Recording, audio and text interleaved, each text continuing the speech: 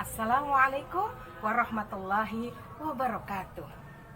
Alhamdulillah, alhamdulillahilladzi arsala rasulahu bil huda wa dinil haq liyudhhirahu 'ala dini kulli wa kafa billahi syahida.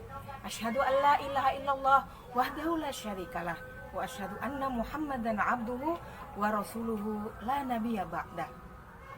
Maring pasar karo kanca, mangan tiwul karo tupat.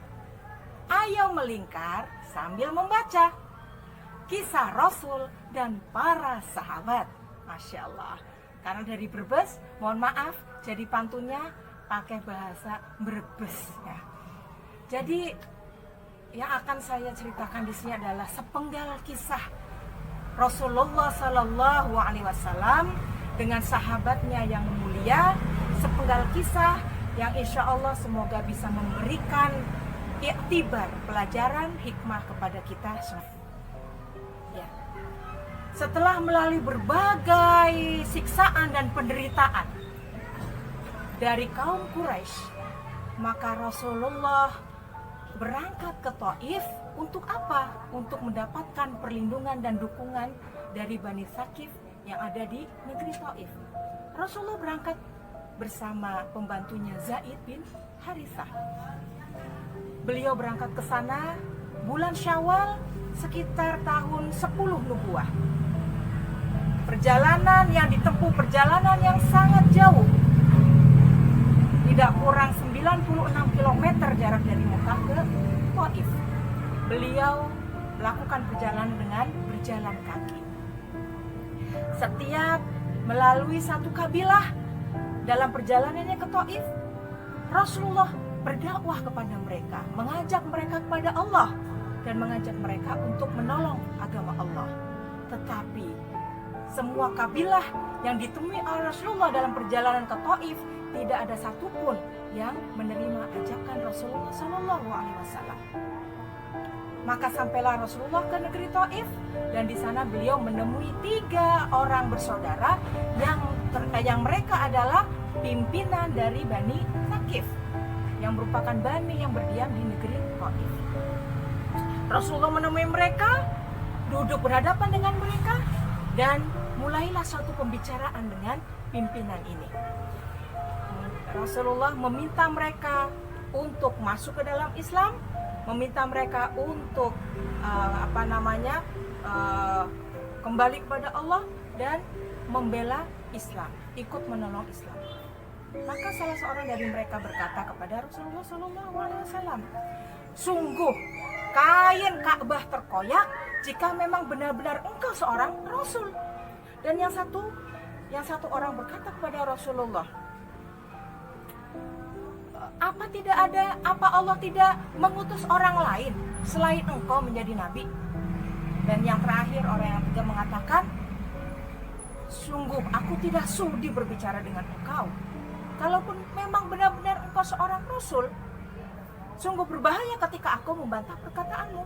Dan jika engkau berdusta bahwa engkau adalah Rasul, maka aku seharusnya tidak berkata dengan engkau.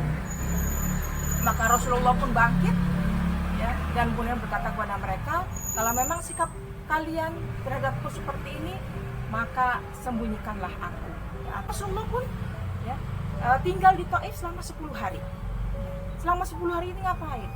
Ya, selama 10 hari ini Rasulullah didatangi oleh pemuka-pemuka Thaif ya, dan setiap didatangi oleh pemuka dari Bani Tsaqif, maka Rasulullah berdakwah kepada mereka untuk mengajak mereka masuk dalam Islam. Tapi lagi-lagi tidak ada yang mau menerima, dan bahkan mereka semakin terganggu dengan ajakan Rasulullah dan mengatakan, usir orang ini ya, dan kerahkan orang-orang untuk memperdayainya. Maka memang betul ketika Rasulullah ya, meninggalkan Thaif, maka orang-orang jahat dan hamba sahaya mengikuti beliau dan memaki-maki beliau dengan suara yang keras, sehingga orang lain pun berkumpul ya, untuk kemudian sama-sama melempari Rasulullah dengan Zaid bin Harithah dengan batu. Maka apa yang terjadi? Apa yang dialami oleh Rasulullah Sallallahu Alaihi Wasallam? Kaki Rasulullah berdarah, darah mengucur sampai membasahi terompahnya. Zaid bin Harithah berusaha untuk melindungi Rasulullah dengan badannya, dengan seluruh badannya. Dan apa yang terjadi? Kepala Zaid bin Harithah pun terluka. Ya. Perjalanan kemudian keluar dari Taif selama 5 km dalam keadaan terluka parah. Darah mengucur. Berjalan 5 km keluar dari Taif. Maka sampailah Rasulullah ke sebuah kebun kurma, dan di sana Rasulullah duduk di bawah pohon kurma. Dan di sana Rasulullah duduk dengan menenangkan dirinya bersama Zaid bin Harithah. Disitulah ada doa Rasulullah yang sangat terkenal untuk mengadukan seluruh duka laranya, kelemahannya di hadapan Allah Subhanahu wa Ta'ala. Ya Allah, sungguh aku mengadukan kelemahanku. Aku mengadukan ketidakberdayaanku di hadapan manusia. Ya Rob yang Maha Pengasih lagi Maha Penyayang, kepada siapakah aku hendak Engkau serahkan? Apakah kepada musuh yang akan menyerangku? Asal Engkau tidak murka kepadaku, aku tidak akan menghiraukan itu semuanya. La haula wala quwata illa billah. Maka doa ini didengar oleh sang pemilik kebun yang bernama Utbah dan Saibah. Maka pemilik kebun ini ketika melihat Rasulullah berdoa dengan penuh kekhusyuan, kemudian tergerak hatinya, kemudian mengutus salah seorang pembantunya yaitu Adas untuk menemui Rasulullah SAW. Dan Adas ini beragama Nasrani. Nah, maka kemudian Adas menemui Rasulullah dengan membawa anggur. Ya, kemudian anggur itu diserahkan kepada Rasulullah, dan Rasulullah pun mengambil anggur dan memakannya. Sebelum makan, apa yang diucapkan Rasulullah? Rasulullah mengucapkan Bismillah. Didengar kata-kata ini oleh Adas yang beragama Nasrani ini. Maka kata Adas, aku tidak pernah mendengar kata-kata ini di negeriku. Kemudian Rasulullah bertanya, engkau beragama apa dan dari mana? Maka kata Adas, aku beragama Nasrani dan aku berasal dari negeri Nawawi. Ya, kemudian kata Rasulullah, oh, negerinya orang soleh, negerinya Yunus bin Matta. Maka kata Adas, apa yang kau ketahui mengenai Yunus bin Matta?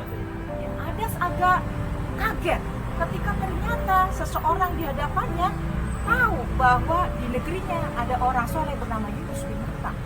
Maka kata Rasulullah, dia adalah nabi sebagaimana aku juga adalah seorang nabi. Dia adalah saudaraku, seorang nabi sebagaimana aku seorang nabi. Maka kemudian Adas langsung menubruk, memeluk Rasulullah, mencium tangannya dan mencium kakinya.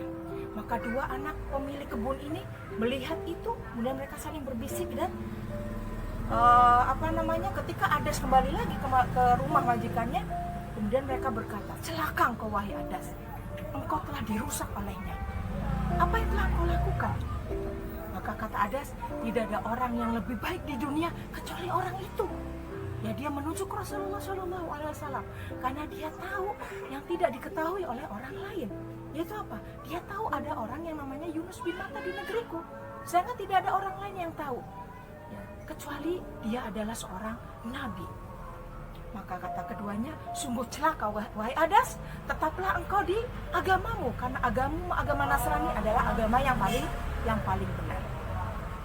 Maka kemudian Rasulullah pun dengan keadaan yang masih murung keluar dari kebun kurma itu dan berjalan menuju ke arah Mekah. Dalam perjalanannya kemudian sampailah di negeri yang bernama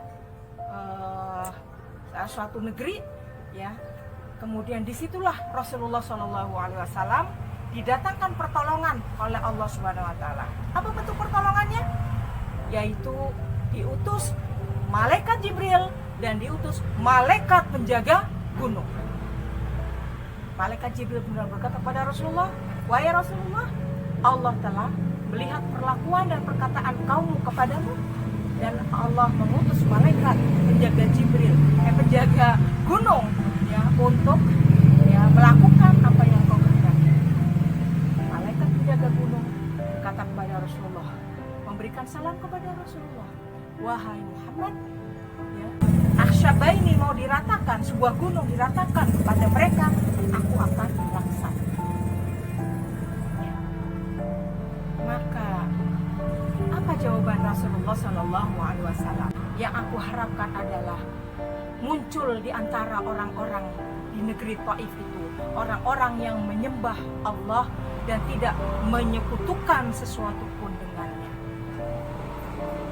Ya. Masya Allah, dari sini kita melihat betapa kepribadian Rasulullah yang sangat agung. Ya, kejahatan, siksaan, ya kan, cacian tidak menjadikan dia membalas dengan yang serupa. Maka Rasulullah ingin mereka mendapatkan hidayah. Dan pada saat yang sama turun juga ayat mengenai kabar gembira ya, atas pertolongan Allah terhadap dakwah Rasulullah SAW. Dan di situ juga dikatakan bahwa apapun makar yang dilakukan tidak akan bisa mencegah keberhasilan dakwah Rasulullah SAW. Nah, ini bentuk hiburan dan pertolongan dari Allah. Rasulullah yang tadinya ya bermuka muram ketika keluar dari Mekah menuju Taif, begitupun sebaliknya ketika keluar dari Taif dalam keadaan sedih, dalam keadaan muram, dengan beberapa pertolongan yang Allah berikan, Rasulullah kemudian termotivasi, mendapatkan energi baru ya untuk kemudian semakin bersemangat untuk menyusun strategi baru dalam melaksanakan menyebarkan dakwah Islam di seluruh penjuru negeri. Inilah sepenggal kisah dari perjalanan dakwah Rasulullah SAW dan seorang sahabatnya itu Zaid bin Harithah yang menemani beliau. Ya, wallahu a'lam bishawab. Semoga ini bisa menjadi pelajaran bagi kita. Mohon maaf kalau ada kekurangan. Wabillahi taufiq wal hidayah. Uhibbukunna fillah. Al-afu minkum. Assalamualaikum warahmatullahi wabarakatuh.